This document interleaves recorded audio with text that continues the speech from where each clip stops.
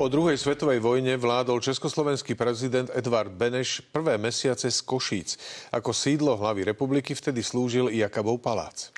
Až do roku 2001 využívalo a vlastnilo túto historickú budovu mesto Košice. Prihlásili sa však údajní dediči, ktorí ju takmer predali. Vedenie mesta tvrdí, že došlo k chybe pri prepise v katastri a s dedičkou sa súdi už takmer 20 ročia. Po dlhom čase sa tento prípad posunul vpred a vyzerá to tak, že v prospech mesta Košice.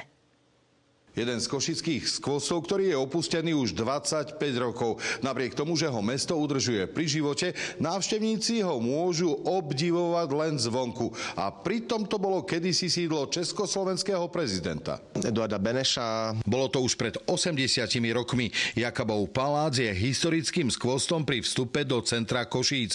Až hrozivý moment nastal na magistráte, keď zistili, že táto významná pamiatka zmizla z vlastníctva mesta. Za zázračných dôvodov. Chybou katastrálneho odboru bolo vlastnícke právo mesta Košice z listu vlastníctva vymazané. A automaticky si na Jakabov palác začali robiť nároky dediči. Odvtedy sa ťahá dlhé súdne konanie. Právnici údajných dedičov naozaj odo mňa osobne žiadali kľúče od tejto budovy. Jej rodičia podľa dobových informácií, podľa dôkazov boli vyplatení. Táto budova sa objavila aj na Bazoši, kde ju chceli predať. Svoje nároky odôvodňovala tým, že jej rodičia boli donútení k uzavretiu tejto zámennej zmluvy v roku 1941, pretože boli židovského náboženstva. I keď dal posledný košický súd za pravdu dedičom, mesto zaťalo peste a podalo dovolanie na najvyšší súd. Ten celú vec vrátil na opätovné konanie. Veľká úcta k našim právnikom, že to zatrhli, zastavili. Karty sú otvorené,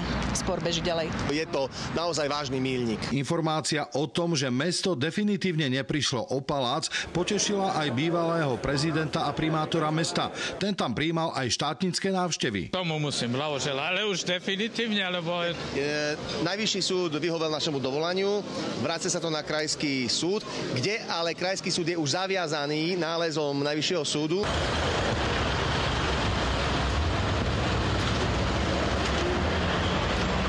Tento skvost má veľa histórie a si myslím, že je potrebné, aby sme ju postupne Košičanom rozpovedali. Ak by túto pamiatku napokon získalo mesto, sú rozhodnutí otvoriť brány celej verejnosti. Ak sa to stane skutočnosťou, má u mňa fľašu šusterovky.